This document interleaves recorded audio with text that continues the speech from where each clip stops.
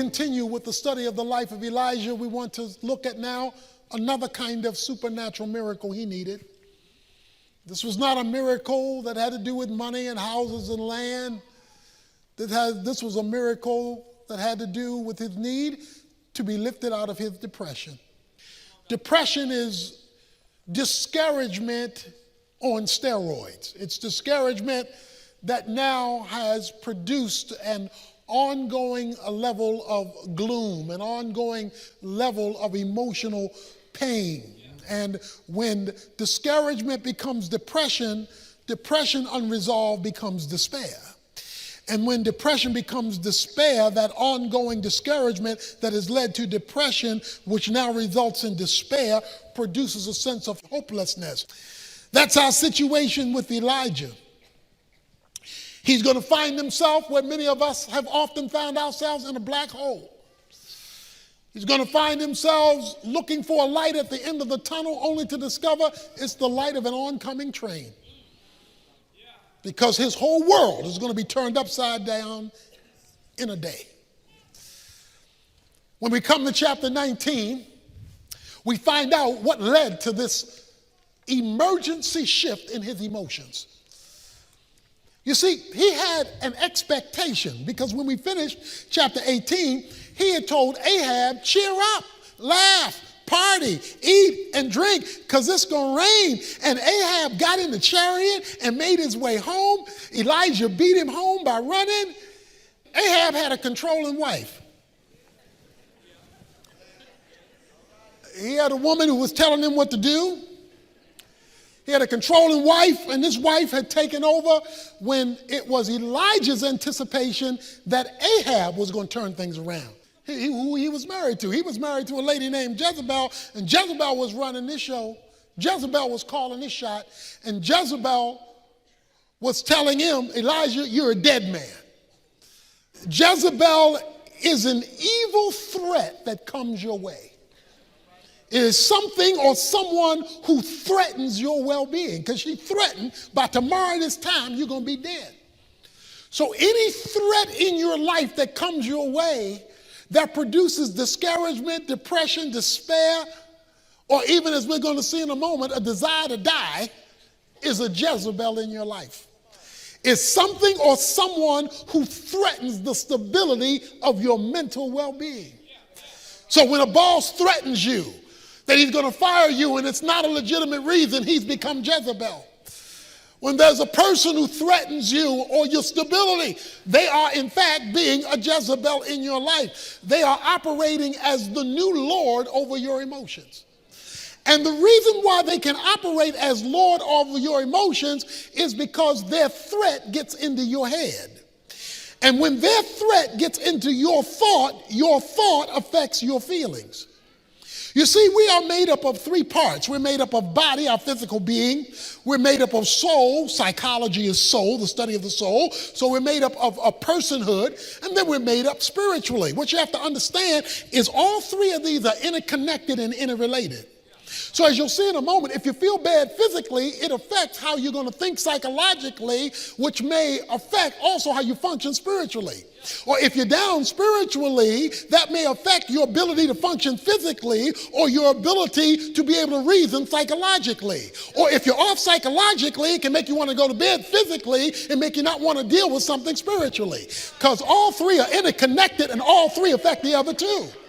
So it is understanding how these three connect with each other, and all three are in this story, that you will understand how to deal with that which controls the mind. Now let's understand, since emotions are part of the soul, how the soul relates to the thought, so that you can understand how to find God's work in that which discourages you emotionally. If your mind is wrong, your emotions are going to be wrong. If your mind is right, your emotions are going to be right. That's why a change in your mind will always change how you feel. He is now living under a threat. Jezebel, the evil one, has threatened his well-being and his life. And he's trying to figure out now, how is he going to face this? And this is overnight. His whole life has changed because somebody has gotten into his head. So what he does is he goes on another day's journey. The man had run 15 miles. Now he's going to go on a whole nother day's journey. He sits under the juniper tree, verse 4, and he requests for himself that he might die. It is enough now, O Lord, take my life, for I am not better than my fathers. He wants to die 24 hours after the biggest miracle he's seen. This is a fast, slippery slope. Okay, watch this now. Elijah is not a carnal Christian. Elijah is not an unspiritual person.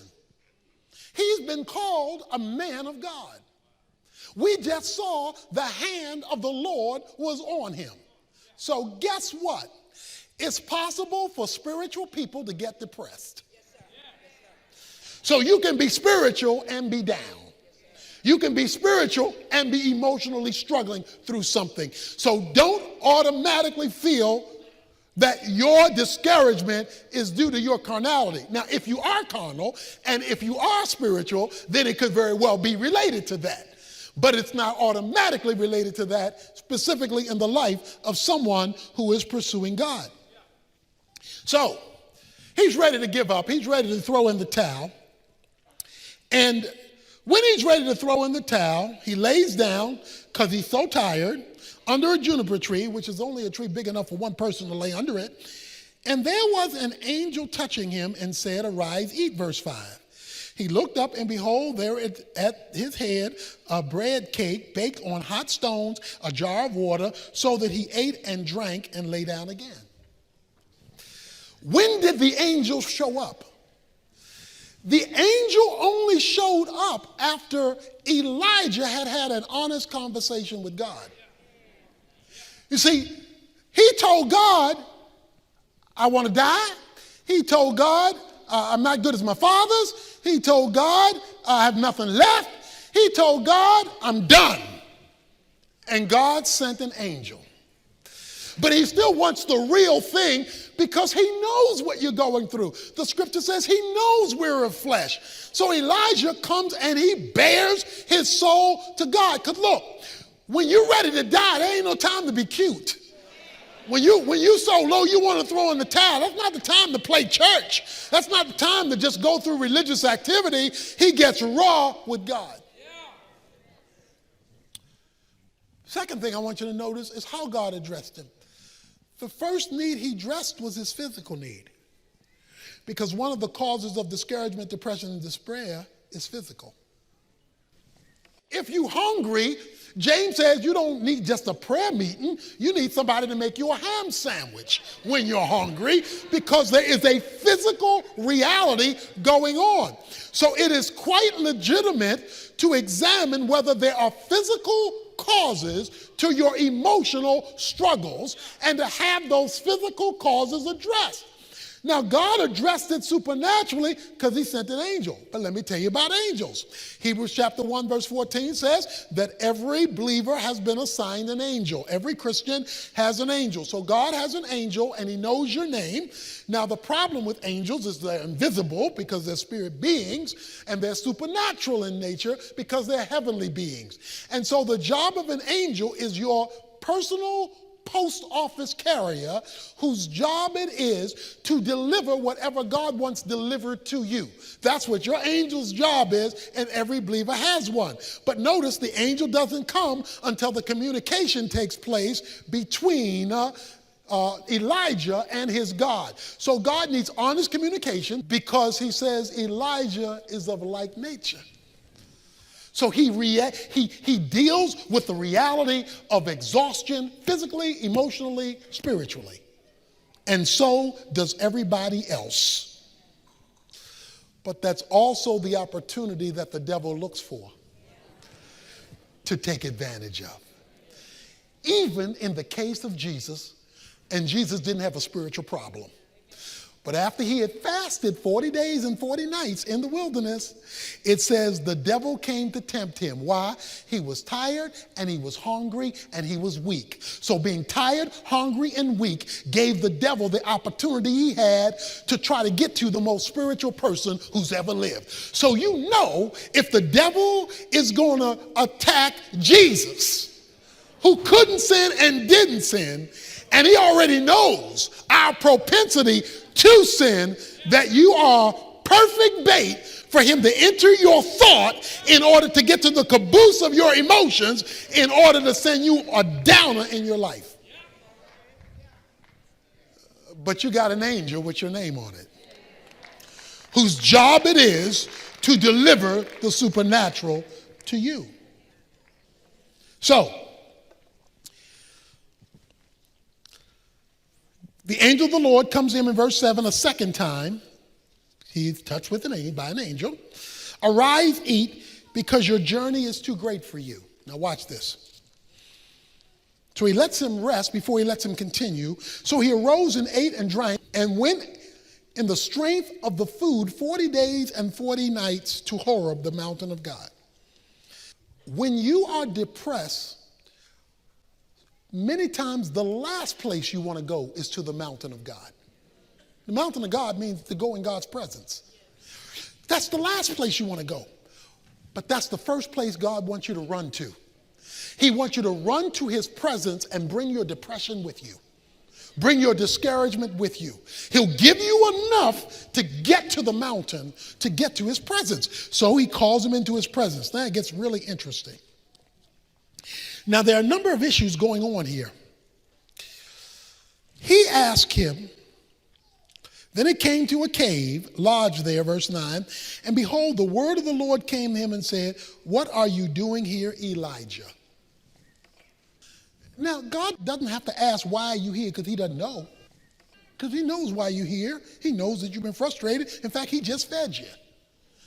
But he asked him, why are you here? The reason God asked him, why are you here, is not for God to get information.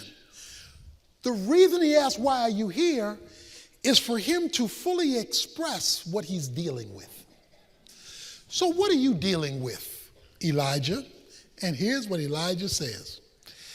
Elijah says, I have been very zealous for the Lord, for the God of hosts, for the sons of Israel have forsaken your covenant, torn down your altars, killed your prophets with the sword, and I alone am left, and they seek my life to take it away. Okay, so let's discuss why he's here. Why are you in this situation? Why are you so depressed? Okay, you asked me, God, I'm going to tell you. I committed myself to you. I dedicated myself to you. All them other people are unspiritual. They didn't keep your covenants. They were worshiping those idols. And I'm all here by myself. He has adopted a victim's mentality. A victim's mentality is a mindset that you adopt because of negative circumstances that says, I'm where I am because everybody else is where they are. I'm here by myself because none of them are agreeing with you, and that's put me out here by myself, and you got me out here by myself. That's a victim's mentality. Now, you can be a victim, but you are to never adopt a victim's mentality where everybody else is responsible for where you are. A victim's mentality is because of them, I'm here. And as long as you have that kind of mentality, you'll always be there. You may be a victim, but you are to never adopt the victim's mentality, because then that allows you to put off being responsible to make the change you should make because they're not making the change they should make. He was just victorious with these people. He was just victorious with them making a renewed commitment. But because he was psychologically damaged, he developed a victim's mentality. Now, please don't misunderstand me. You may be a victim. It may be unfair. It may not be right. It may be evil. So you may be a victim, but that's different than adopting the mindset of a victim. And too many of us socially and economically, and in this case spiritually, have become victims of the devil. If it wasn't for the devil, I wouldn't be here. Well, guess what? He ain't changing. Okay? If it wasn't for them sinners, I wouldn't be stuck here. They not changing. If it wasn't for this situation, I wouldn't be here. Okay, that may be true, but they may never change. So what are you going to do? So come, tell me why you're here, but don't expect me to just pat you on the back and feel sorry for you, because the thing that brought you here may never change. And many of us block the supernatural because we become comfortable as victims. Many of us have gotten stuck in our station in life. This is a racial issue, it's a social issue, it's a class issue, and in this case, most importantly, it's a spiritual issue. Elijah, what's wrong? He says, I'm a victim and I'm all by myself. Okay. So God says, go forth and stand on the mountain before the Lord. And behold, the Lord passed by, and it was a great wind, rending the mountain and breaking it into pieces, the rocks before the Lord. But the Lord was not in the wind. There was an earthquake, but the Lord was not in the earthquake. Verse 12, he said there was a fire, but the Lord was not in the fire. But after the fire, the sound of a gentle blowing. When Elijah heard it, he wrapped his face in the mantle and went out and stood in the entrance of the cave. And behold, a voice came to him and said, what are you doing here, Elijah? He said in verse 14, he says it again, I'm very jealous for the Lord, but the people have forsaken you. I alone am left. They seek to take my life. So guess what God does? You find at the end of verse 3, it says he left his servant behind. So Elijah is by himself. Because depression gets worse if there's nobody in your life to change your thinking. See, if you're feeling sorry for yourself and you're talking to yourself, that's a bad conversation for yourself.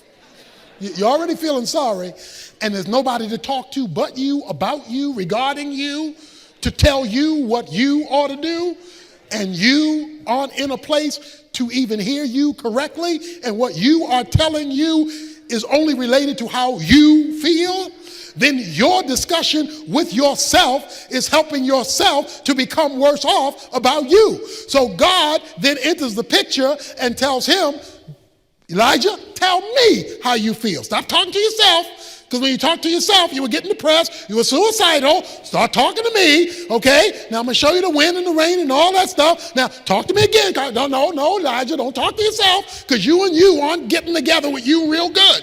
God has to clarify. Verse 18, yet I will leave 7,000 in Israel, all the knees that have not bowed to Baal, and every mouth that has not kissed him. Now, what's his complaint? I'm the only one. God says, there's 7,000 folk like you out there. It's just you are so psychologically bent right now, all you see is you. I got 7,000 people you don't even know about who have the same faith, same commitment, same loyalty that you have. So you are wanting to die off of misinformation. You don't have the right information. And so what did God's presence in his counseling session do? Give him new data. And then God closes by doing one other thing for him. And it's a very important thing. In verses 19 through 21, he runs into a man named Elisha. The end of verse 19 says, and Elisha passed over to him and threw his mantle on him. He left the oxen and ran after Elijah, Elisha does, and please let me kiss my father and my mother, then I will follow you. And he said to him, go back again, for what have I done to you? So he returned from following him, took the pair of oxen, sacrificed them, boiled their flesh with the implements of oxen, and gave it to the people, and they ate. Then he arose and followed Elijah and ministered to him. Because sometime when you're discouraged, you need somebody with flesh and blood. Sometimes talking to God, he's a spirit out there, he's real, but he's a spirit out there. So guess what God did? God gave him a friend. God said, look, I'm going to bring somebody in your life who is going to minister to you. Because right now, your ministry has been depleted. And your get up and go is not there. So guess what? Now that I have been counseling with you and you brought me into the equation of your victim's mentality, I got somebody I have already set up to bring into your life to minister, to encourage, to lift you up, and to bring you out of your depression.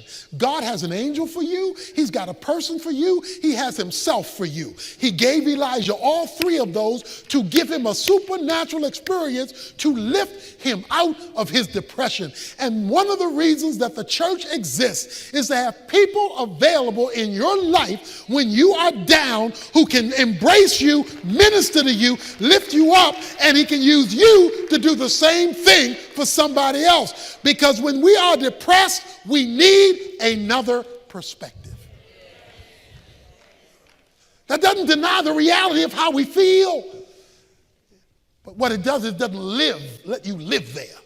Some of us are being destroyed by Satan. You need somebody who can whisper about the power of God in your life. Somebody is being intimidated by Jezebel, and you need to know from somebody who can see outside of you that greater is he that is in you than Jezebel who is threatening you. You need to be lifted out of your discouragement through honesty with God, through taking care of yourself physically in order to get the rest you need or the help you need, and to have somebody in your life who loves you enough and God enough to hook the two together. When that takes place, you may still get discouraged, but God will lift you out of it, because even godly people have to struggle with discouragement.